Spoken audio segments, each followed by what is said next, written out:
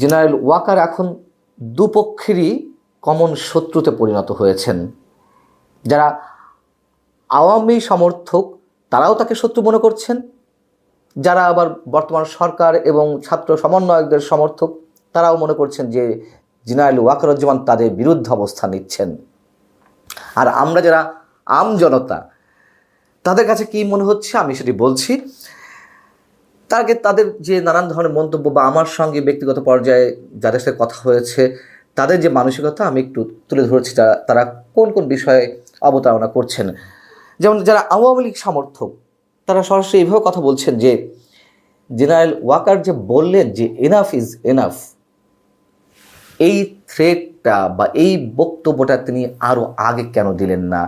যখন ধানমন্ডির ৩২ নম্বর বুলডোজার দিয়ে গড়িয়ে দেওয়া হলো, এতদিন যে দিনের পর দিন মব সংস্কৃতি চালু করেছে, কেন তিনি সেই মুহূর্তে বললেন না? বাংলাদেশ মৃত, বাংলাদেশকে হত্যা করেছে ডক্টর ইউনূস, ছাত্র নামধারী গুন্ডা বাহিনী, সেনাবাহিনী চেষ্টা করলে বাংলাদেশকে বাঁচাতে পারতেন, কিন্তু কিছুই করেননি। বাংলাদেশকে তিনি ধীরে ধীরে নৈরাজ্যের দিকে ঠেলে দিয়েছেন।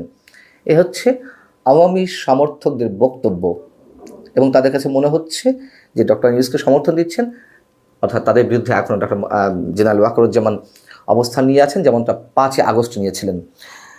আবার যারা বর্তমান সরকার এবং ছাত্র সমন্বয়কদের সমর্থক তারা বলছেন যে সেনাপ্রধান বিডিআর হত্যাকাণ্ডের বিচার চান না, এবং যেহেতু তিনি থ্রেট করেছেন যারা নৈরাজ্য চালাচ্ছে, তারা ধরে নিয়েছে যে এটি বোধহয় তাদের উদ্দেশ্যে বলা হচ্ছে, সরকারের বিরুদ্ধে বলা হচ্ছে, এরকমটা তারা ধরে নিচ্ছেন। আর আমরা যারা আম জনতা যেটি বলছিলাম, আমার কাছে মনে হচ্ছে সেনাপ্রধান রিয়েল হিরোর পরিচয় দিয়েছেন। বুক টান টান করে তিনি সত্য উচ্চারণ করেছেন, এবং সবার উদ্দেশ্যে বলতে চাই সেনাবাহিনীর ভূমিকা যা নেওয়া উচিত অন্তত এই মুহূর্ত পর্যন্ত সঠিক অবস্থানে আছে। কেন মবের সংস্কৃতি চালু হওয়ার পরেও তেমন কিছু বলেনি, অথবা ৩২ নম্বরের ঐতিহাসিক বাড়িটি গুড়িয়ে দেওয়ার পরেও সেনাবাহিনীর সদস্যরা কেন চুপ করেছিলেন তার নিশ্চয়ই ব্যাখ্যা আছে। এই ব্যাখ্যা এখন দেব না, আমি নিশ্চয়ই পরবর্তীতে দেব, অথবা আকার ইঙ্গিতে বুঝিয়ে দিতে পারি মাঝে মাঝে। তো সেনাপ্রধান যে কথাগুলো বললেন, বিশেষ করে আইন শৃঙ্খলা জনিত বিষয়ে, তিনি কয়েকটি শব্দ উচ্চারণ করেছেন যে সেনাবাহিনীর বিরুদ্ধে বিষোদ্গার করা হচ্ছে, এবং এর মধ্য দিয়ে সুযোগ সন্ধানীরা তারা সুযোগ লুফে নিচ্ছে। কিন্তু কেন এই অবস্থা?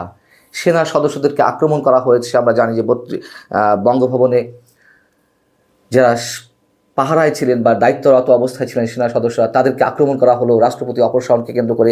এর বাইরে ভুয়া ভুয়া বলে উচ্চারণ করা হলো শব্দগুলো সেনা সদস্যদেরকে উদ্দেশ্য করে ৩২ নম্বরে যখন তারা এই মব থামাতে গিয়েছিলেন। এগুলো তো সেনাবাহিনীর ভালোভাবে নেওয়ার কথা নয়।